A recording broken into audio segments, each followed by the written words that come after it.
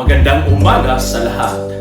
Bilang tugon sa ating Brigada Eskwela Virtual Kick-Off 2020 noong July 27, ang ating General Parents Teachers Association ay gumawa ng inisyatibo upang masuportahan ang ating paaralan sa kabila ng pandemya.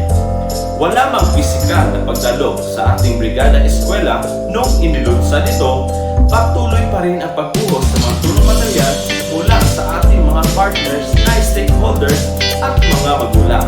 Kaya, mabuhay ang ating mga stakeholders, kaguruan, mga magulang at mag-aaral.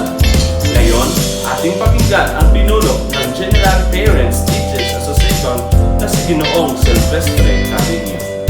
Magandang araw sa lahat. Sa panahong ito, napakalaking hamon sa bawat isa ang COVID-19. Hindi maiwasan na lahat ay apektado at may malaking takot sa anuman ang maaaring kahinatnan ng pandemyang ito. Pero hindi tayo magpapatalo.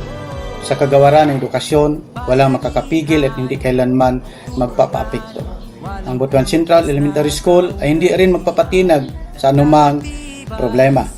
Ako bilang GPT President ng paaralang ito, kasama ang buong tagapangasiwa ng asosasyon, ay hindi magsasawang susuporta sa lahat ng proyekto na gagawin ng paaralan para sa mga mag-aaral.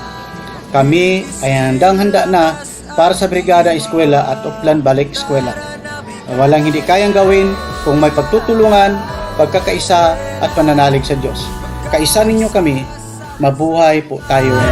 Brigada Eskwela, salina mo ang barkada. Brigada Eskwela, kilos na magbayanihan. Ikaw ako, tayong lahat, hawak kamay, sabay-sabay, kapit bisig, buong bayan. Tara na, umilos na. Tulong-tulong sa pagsulong, hatid na kalidad sa edukasyon. Sa kabataan, saya at tulong, buong madla sabay na aahon.